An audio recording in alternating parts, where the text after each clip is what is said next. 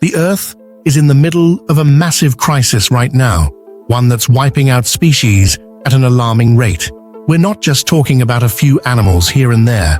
Over 20% of the world's species are on the brink of disappearing forever, largely because of human activity.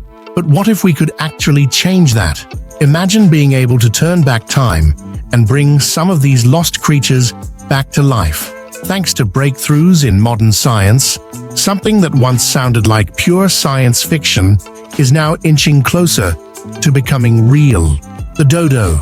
Another well-known extinct species is the dodo, the famously awkward, flightless bird that disappeared from the island of Mauritius in the late 1600s. While the dodo is often thought of as unintelligent, this reputation may not be entirely fair. Its extinction was a harsh reality, brought about by invasive predators and the loss of its natural habitat. Recently, there have been significant advancements in efforts to bring the dodo back from extinction. Scientists have successfully sequenced the bird's entire genome, using the genome of its closest living relative, the Nicobar pigeon, as a reference. This breakthrough moves us closer to the possibility of resurrecting the dodo. Mauritius, once the dodo's home, is now a center for remarkable endangered species recovery initiatives. If invasive predators are managed effectively, the island could potentially support a reintroduced dodo population. Additionally, genetic engineering methods, such as breeding mammals to phase themselves out, might also facilitate the dodo's return. The reintroduction of the dodo could have significant ecological consequences. As a keystone species, the dodo played a crucial role in shaping the island's ecosystems. Its absence has caused notable changes, and bringing it back could help restore the ecological balance that has been disrupted. Woolly mammoth. Let's focus on one of the most famous extinct species, the woolly mammoth. These enormous furry ancestors of today's elephants once thrived in the frigid tundras of the Northern Hemisphere. Standing as tall as 13 feet and weighing up to 6 tons, the woolly mammoth was a true titan of the Ice Age. While it was believed that they disappeared during the last Ice Age, recent findings have shown that small populations of woolly mammoths survived on Wrangel Island in the Arctic Ocean until about 4,000 years ago. This remarkable discovery has sparked renewed optimism that we might one day see these incredible creatures roaming the Earth again. Thanks to significant advancements in genetics and cloning, scientists are hopeful about their ability to bring the woolly mammoth back to life. By studying the well-preserved DNA of mammoths found in the Siberian permafrost, researchers are working to incorporate essential mammoth genes into the genome of the Asian elephant, which is the mammoth's closest living relative. The aim is to create a mammophant, a modern hybrid designed to thrive in the harsh Arctic conditions where the woolly mammoth once lived. This creature would feature smaller ears, shorter tails, and thick, shaggy coats to keep it warm in the cold. Reintroducing these giants could have significant environmental benefits. As mammoths roamed the land, they played a crucial role in maintaining vast grasslands known as the mammoth steppe. With their extinction, the ecosystem shifted to the mossy tundra we see today. Bringing back the woolly mammoth could help restore these ancient grasslands, which would benefit the environment by trapping carbon and preventing the release of harmful greenhouse gases from melting permafrost. Thylacine, or Tasmanian. Another extinct species that could potentially be revived is the thylacine, or Tasmanian tiger. This large, wolf-like marsupial was once found on the Australian mainland, Tasmania, and New Guinea until it was hunted to extinction in the 20th century. The thylacine served as a keystone predator, playing an essential role in maintaining the delicate balance of its ecosystems. Unfortunately, it became a target of government-sponsored bounty and was wrongfully accused of killing sheep, which ultimately led to its extinction. However, recent advancements in genetics have sparked new hope for thylacine's revival. scientists have made significant progress by sequencing Thylacine's entire genome using DNA from preserved specimens. This genetic blueprint is a vital step toward cloning this lost predator. While there are still challenges to overcome, particularly since Thylacine has no close living relatives, the successful cloning of other extinct species, such as the gastric brooding frog, shows that it may be achievable. Restoring the Thylacine could help revive endangered species on the island of Tasmania, where it once thrived. The quagga, a distinct subspecies of the plains zebra, once roamed the southern parts of Africa. It was easily identifiable by its striped head and front half, while its rear was a solid brown color. Sadly, this extraordinary animal was hunted to extinction, with the last known individual dying in 1883 at the Amsterdam Zoo. To address past human mistakes, the Quagga project aims to bring this extinct species back to life. The idea of rebreeding quaggas through selective breeding was suggested as early as the 1950s. This concept gained momentum in 1980 when mitochondrial DNA studies confirmed that the quagga was indeed a subspecies of the plains zebra. The project officially kicked off in 1987 when 9 zebras were selected and moved to a specially designed breeding facility near Robertson, South Africa. This marked the start of the quagga rebreeding initiative. Over the years, more zebras with quagga-like traits have been included in the program, leading to the need for additional breeding sites to support the growing population. Since the project's inception, many foals have been born, and the outcomes from later generations have been encouraging. Currently, 6 zebras closely resemble the original quagga, although they are not yet true quaggas.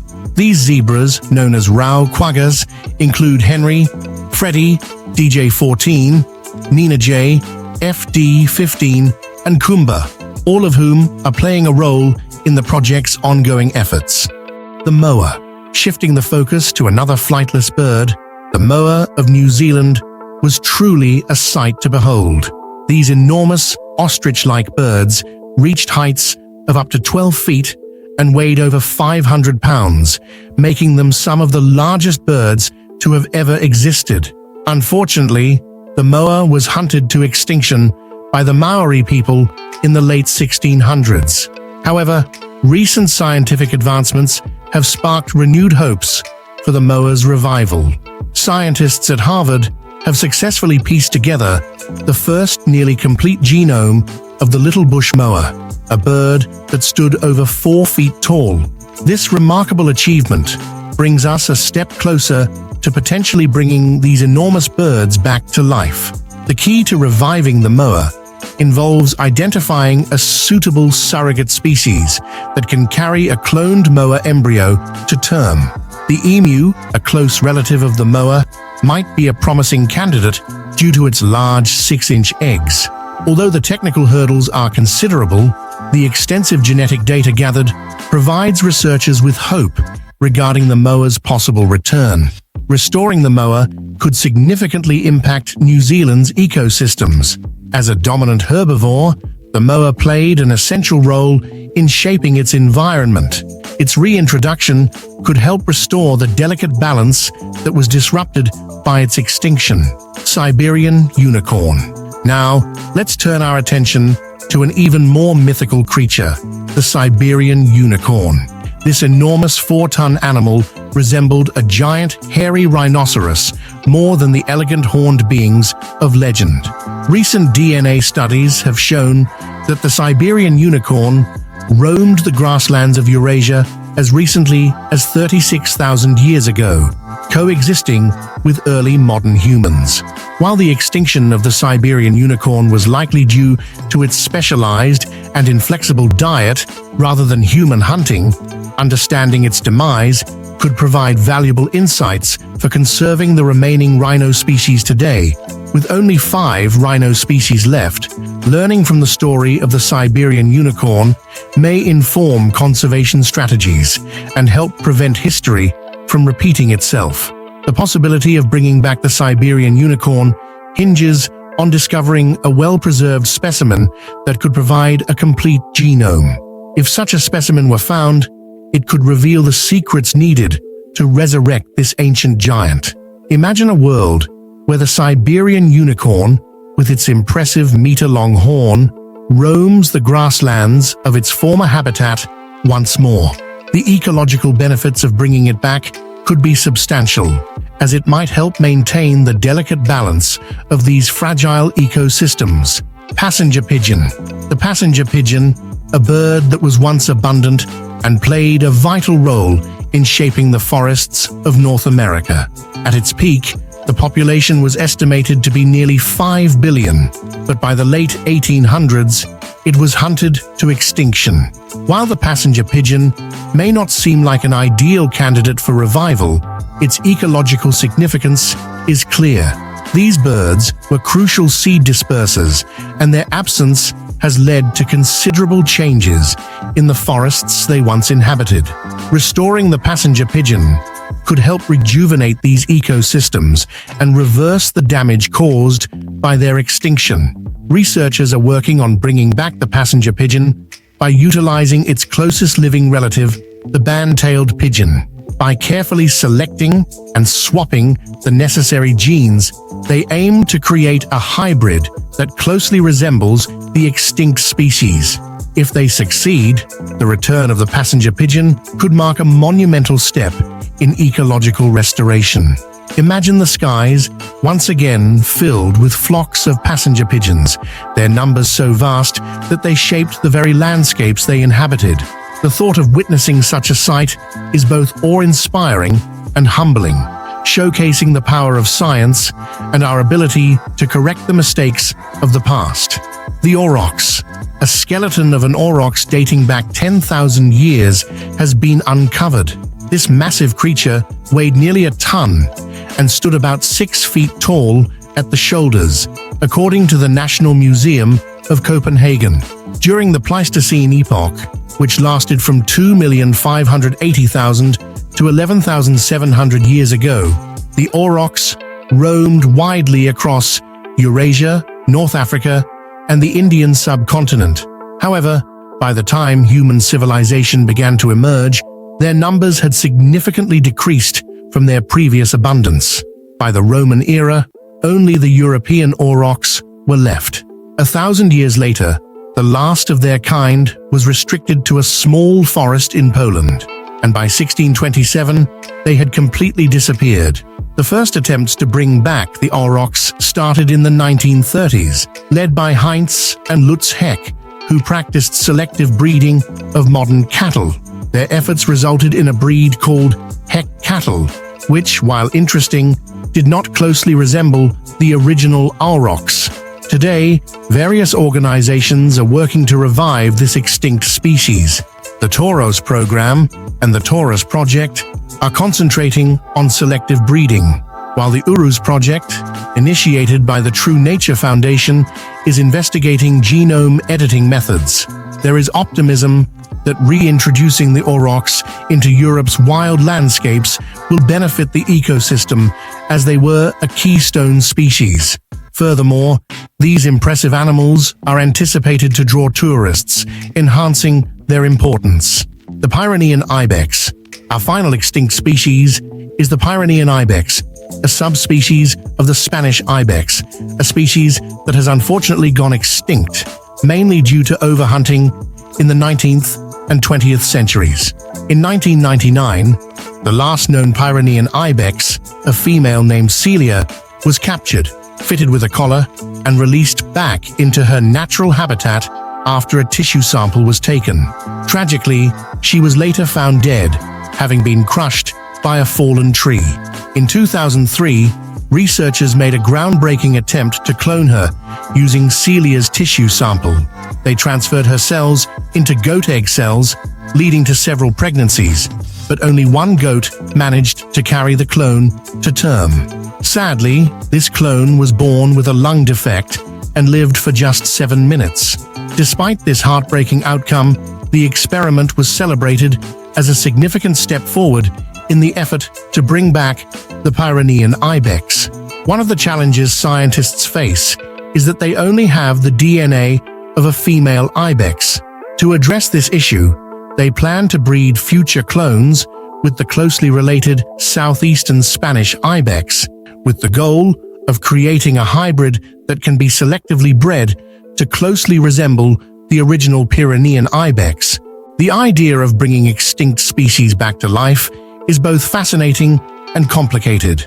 While the technical hurdles are significant, the potential advantages for our environment and our understanding of history are immense.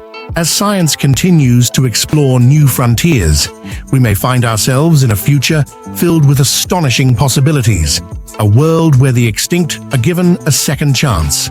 From the grand woolly mammoth to the mysterious Thylacine, the dodo to the giant mower, and even the legendary Siberian unicorn, to name a few. The dream of reviving these lost marvels of nature is gradually becoming more feasible. This future might sound like a plot from a science fiction movie, yet it is becoming increasingly attainable. With every advancement in genetics and cloning, we are inching closer to reopening the door to a past that once seemed irretrievable. As we confront the severe consequences of the ongoing mass extinction, the hope of de-extinction shines brightly. By reintroducing these iconic species, we could not only mend the wounds we've inflicted on our planet, but also reignite a sense of awe and respect for the natural world that has nurtured us for ages. The journey ahead is unpredictable, but one thing is certain: we have the power to influence what comes next. When we combine scientific innovation with the responsibility to use it wisely, the opportunities for reviving the wonders of the past are truly boundless.